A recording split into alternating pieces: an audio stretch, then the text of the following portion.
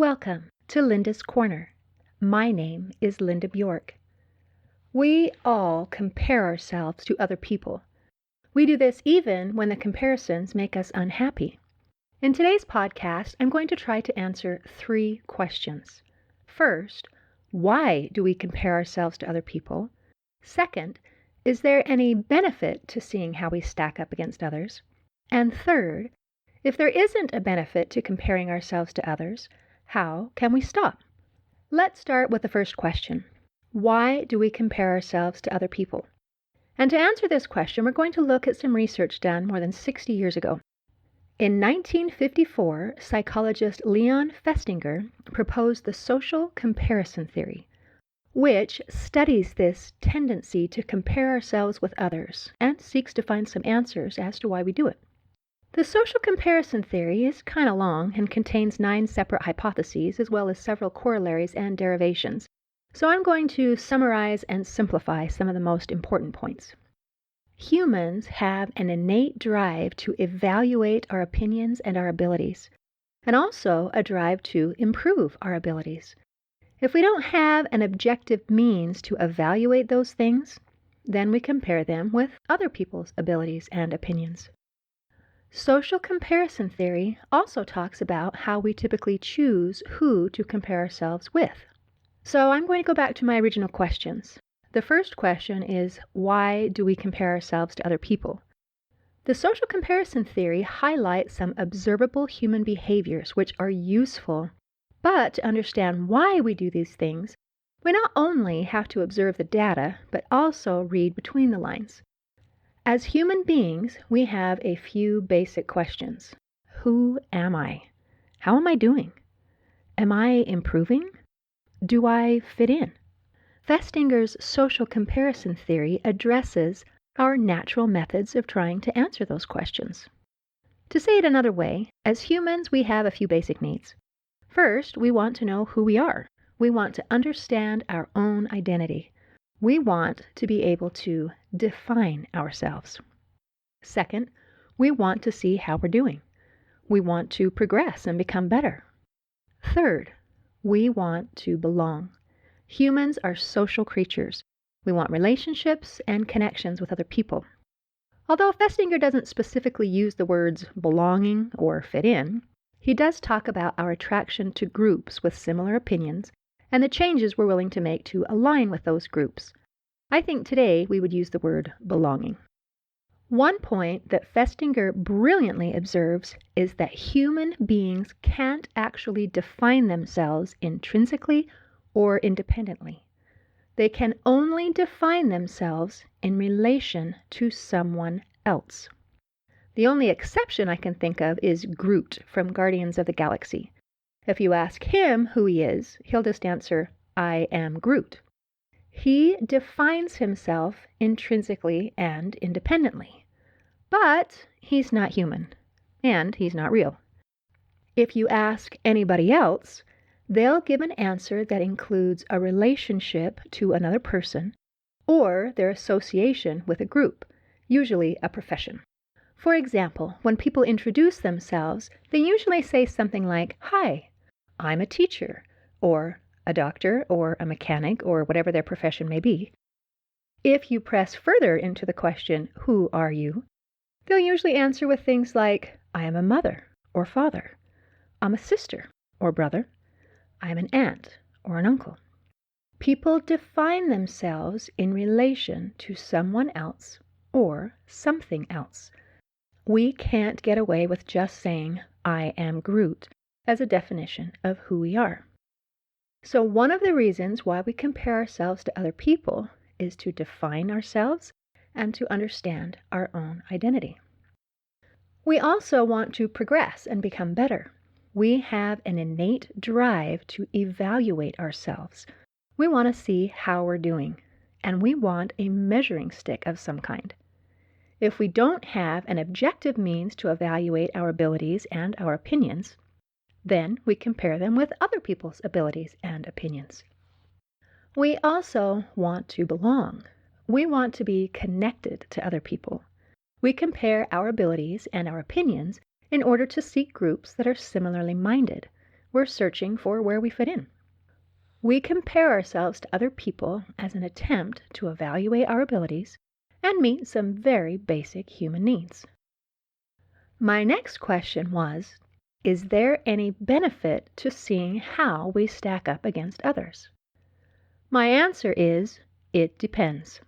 It depends on why we're comparing ourselves in the first place. Wait a minute, didn't I already answer that question? It's about evaluating ourselves and meeting our needs for identity, progression, and belonging. Well, yes and no. It gets a little more complicated. Yes, we're trying to meet our needs and evaluate ourselves. But how are we going about meeting those needs? Are we comparing to objectively evaluate our abilities? Or are we comparing to determine our value and our worth? Let me explain a little about how those are different. If we're comparing with other people for self-evaluation and growth, it's like asking the questions, how am I doing? Is there something I can learn or do better from watching what other people are doing? This is alluded to in Festinger's fourth hypothesis, which talks about the drive to improve our abilities. My personal opinion is that the fourth hypothesis of the social comparison theory is actually an intersection or overlap of the social learning theory created by Albert Bandura. The social learning theory basically says that one of the major ways we learn is by observing other people and imitating or modeling their behavior. For example, this is how babies learn how to talk, by listening to and imitating their parents.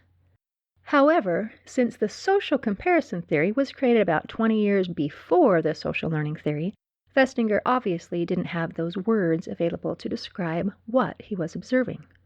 However, both these theories suggest that humans have a natural drive to learn and progress, and we watch other people to learn new things and see what's possible. George Washington Carver is an excellent example of a person who used the positive self-evaluation method of social comparison and social learning, and he changed the world because of it. George Washington Carver was born as a slave in the early 1860s. Because of his race, his position, and the social climate of the day, he wasn't able to gain an education in a traditional schoolhouse during his youth. But he didn't give up on his drive to learn and progress. He learned by observing people and nature around him. Every time he saw someone doing something that looked hard, he would say to himself, well, they did that with their own two hands. I've got hands, and I'll bet I can learn to do it too. He became a great teacher and a great scientist. He was eventually admitted into college, where he excelled and earned his bachelor's and master's degrees. He organized the Department of Agriculture at Tuskegee Institute, where his creative experiments brought him international fame. People came from all over the world to visit with him, including Henry Ford, Thomas Edison, Mahatma Gandhi, 3 U.S. presidents, including Theodore Roosevelt, Calvin Coolidge, and Franklin Roosevelt, and the Crown Prince of Sweden came to study with him for 3 weeks. So, is it possible to learn and progress by watching what other people are doing? The example of George Washington Carver would suggest that the answer is yes. But there's another and far more common method of social comparison, and that is comparing ourselves to others in order to determine our self-worth, and particularly to boost our self-esteem. This is the kind of comparison that gets us into trouble. It has nothing to do with measuring and improving our abilities, and has everything to do with pride. Let's talk a little about the word pride. The word pride can mean different things to different people, so I want to make sure we're on the same page. Pride can mean a feeling of deep pleasure or satisfaction derived from one's own achievements. It can be associated with confidence and self-respect. All these meanings of the word pride are positive and desirable. But there's another meaning of the word pride that is negative and undesirable. Pride can also mean self-centeredness, conceit, boastfulness, arrogance, or haughtiness. However, some people aren't aware that there's an even deeper meaning of the word pride that is more damaging and negative than merely being haughty or self-centered. This kind of pride is all about evaluating our value, self-worth, and rank based on being better or worse than other people. The heart of this negative comparative kind of pride is animosity, antagonism, and enmity. All these words indicate being in opposition with someone and having hostility toward them. This kind of pride leads to envy, coveting, jealousy, anger, dissatisfaction, feelings of failure, and withholding forgiveness, praise, and gratitude. Furthermore, pride makes it very difficult to be happy for other people's successes, because with this comparative pride, our success and our failure depends inversely on the success or failure of other people. In other words, this kind of pride says that if you succeed, then I am a failure. But if you fail, then I succeed. C.S. Lewis explains that pride gets no pleasure out of having something, only out of having more of it than the next man. It is the comparison that makes you proud, the pleasure of being above the rest. Once the element of competition is gone, pride is gone. Let me give a couple examples of how our motivation for comparing affects the outcome. In general, there are two kinds of social comparison: upward social comparison and downward social comparison. Upward social comparison is when we compare ourselves with those who we believe are better than us, and downward social comparison is when we compare ourselves with those who we believe are worse off than ourselves. A person who is using social comparison as a means of self-evaluation will see someone else's success when comparing upward and think, "Oh, that's cool. How can I do that?" They might figure out what that person did and do those same things, or even ask that person to mentor them so they can learn more. They use upward comparisons to improve their current level of ability. George Washington Carver was brilliant at this. I love the attitude he demonstrated by thinking, they did that with their own two hands. I've got hands, and I'll bet I can learn to do it too. On the other hand, when those people who are using prideful comparison to enhance their own self-worth, when they look at someone who they believe is better than they are, they don't feel inspired or encouraged at all. Instead, they feel a range of emotions, including anger, hostility, jealousy, envy, resentment, personal failure, justification, blame, dissatisfaction, and so on. The fascination with celebrity culture and spending a lot of time on social media gives us endless opportunities to compare with people who we think are better than us. And many of these people appear to be perfect. Subsequent research on the social comparison theory shows that people who regularly compare themselves to others experience deep feelings of dissatisfaction and anxiety about their own progress in life. Comparison to determine our self-worth makes us feel worse about ourselves. A person using prideful social comparison to determine their self-worth can only be happy and satisfied when everyone else is doing the same or worse than they are. This leads to another direction that prideful social comparison can take, and that is that in trying to make ourselves feel better, we criticize other people and try to tear them down. This is very important to do because remember that according to comparative pride, if someone else succeeds, then that means that I failed. So there's a desire to bring them down too. The social comparison theory verifies this tendency. If someone has been comparing with someone else, but then stops comparing with them, probably because the comparison was making that person feel like a failure, then the next step is to belittle and vilify that person. So they're a bad guy, and it's okay to hate them. It is an attempt to calm a bruised ego. Let's talk about the other kind of social comparison, the downward social comparison. A person who is using social comparison as a means of self-evaluation might respond with a sense of satisfaction, realizing how far they've come, and feelings of gratitude for their current abilities or circumstances when they compare downward. They typically show compassion for people who are worse off and seek ways to help and encourage them. Again, George Washington Carver is an excellent example of this. As he rose in his status and abilities, his greatest desire was to help lift others as well. And he did. He improved so many people's lives through his work. However, when a person is using prideful comparison to determine their value and boost their self-esteem, it has a very different outcome. They tend to look down on other people in order to make themselves feel better about their abilities and their self-worth. They might think, well, I may not be great at something, but at least I'm better than someone else. They rejoice when other people fail, because prideful comparison says that if you fail, then I succeed. So, in answer to the question, is there any benefit of seeing how we stack up against others, I would have to say it depends on the purpose of your comparing. If the purpose of comparison is done for self-evaluation, then observing and comparing can be a valuable tool for learning and self-assessment. But if the purpose for comparison is done to determine self-worth or to improve self-image, then the answer is no. Absolutely not. So, how can you determine which purpose and motivation you have for comparison?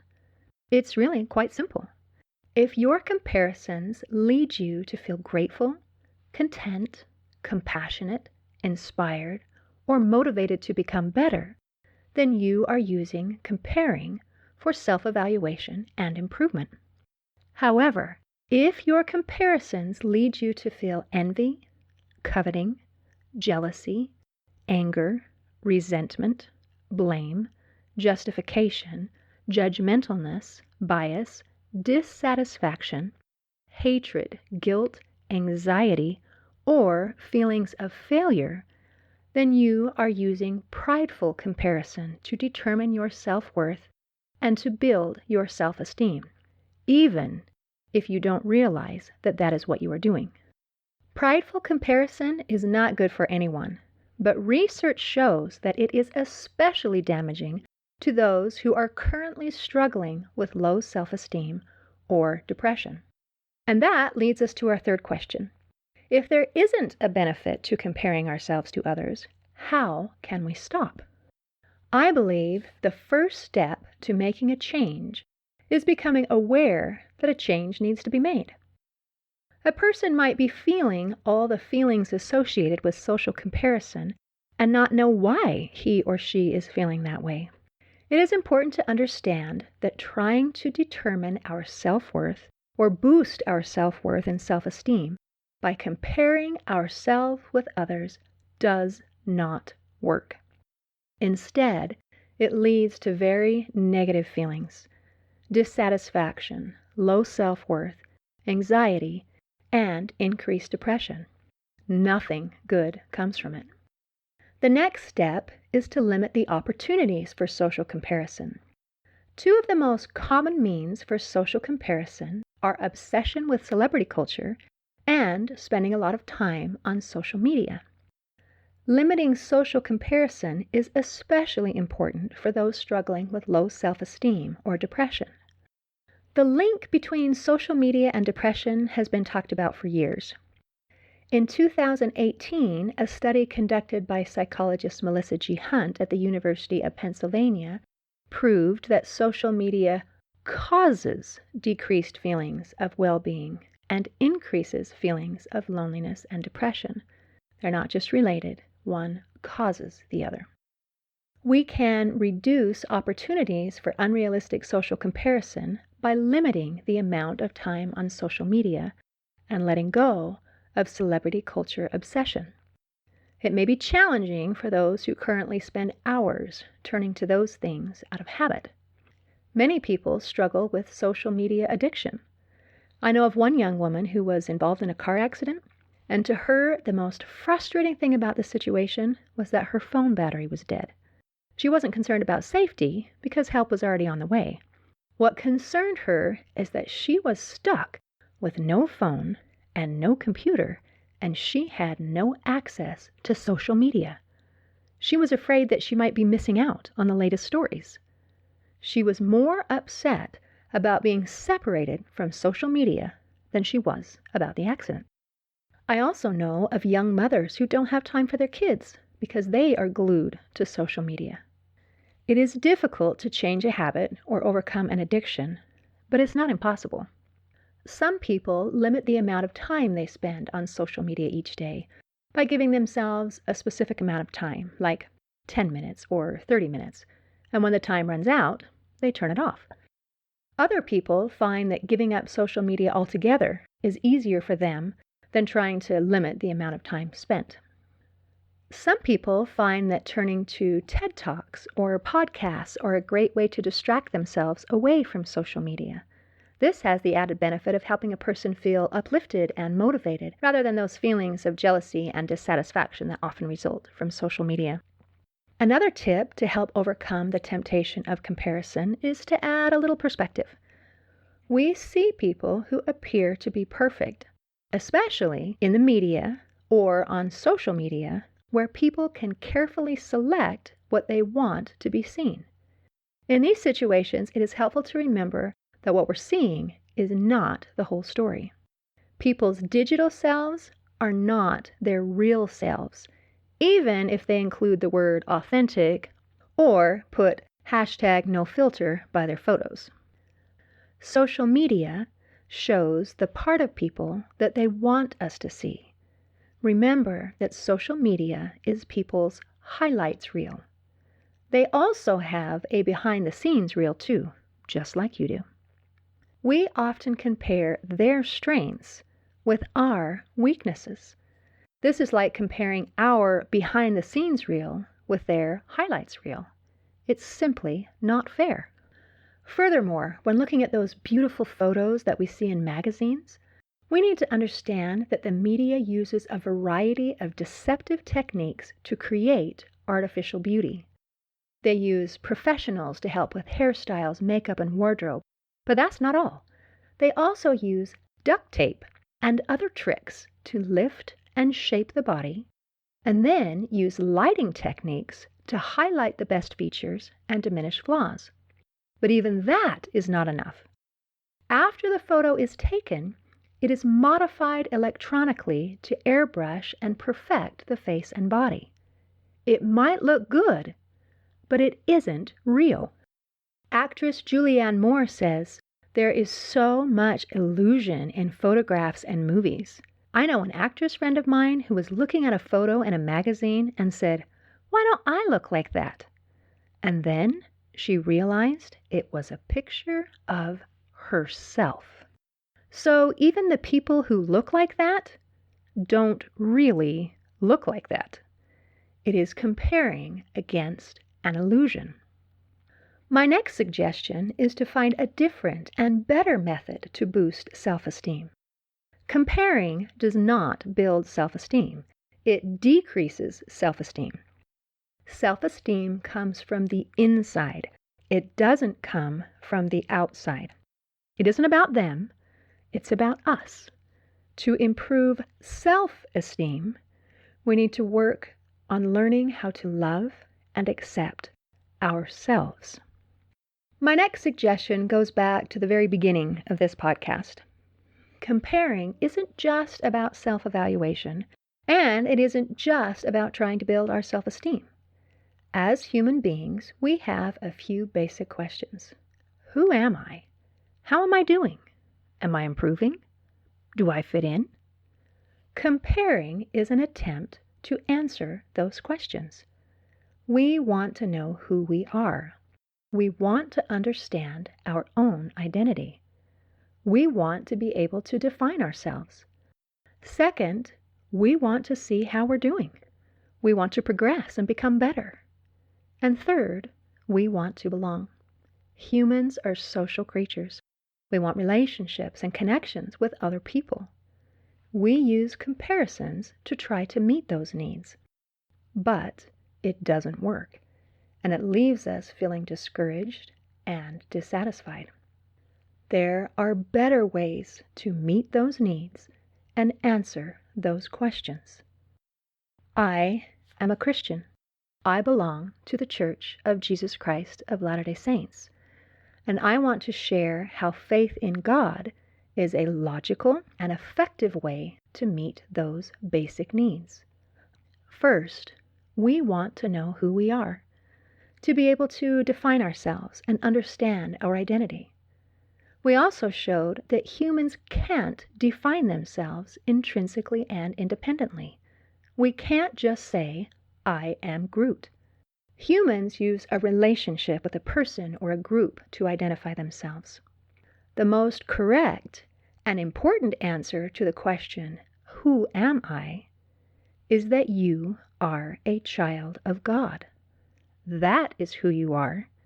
That is what defines you. And that establishes your identity. Because you are a child of God, you have infinite worth and infinite potential.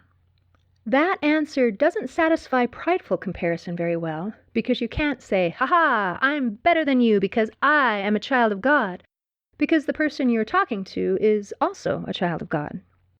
But pride is a stupid way of determining self-worth anyway, so let's let it go. Second, we want to evaluate ourselves and see how we're doing. We want to progress and become better. If we can't find a good measuring stick, then we compare with each other. In the Bible, we have an excellent measuring stick.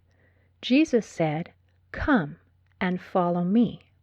This doesn't satisfy prideful comparison very well, because we're not going to have the opportunity to say, I may not be perfect, but at least I'm better than you, because we're not. But it does give an excellent measuring stick to evaluate ourselves and see how we're doing. And it gives us an opportunity to progress and become better. Third, we want to belong. Humans are social creatures. We want relationships and connections with other people. If we have a relationship with God and belong to Him, it meets this basic need in the most satisfying way possible. I know this is a lot of information, and you may have to chew on it a while before you're ready to accept it, and that's okay. If you'd like to see a written transcript, part of it will be available on the Hope for Healing website at hopeforhealingfoundation.org, and it will be available in its entirety on twogoodthings.net. In conclusion, I'd like to share a quote by Theodore Roosevelt. "Comparison is the thief of joy." Today, I invite you to let go of comparisons and choose joy instead. See you next time on Linda's Corner.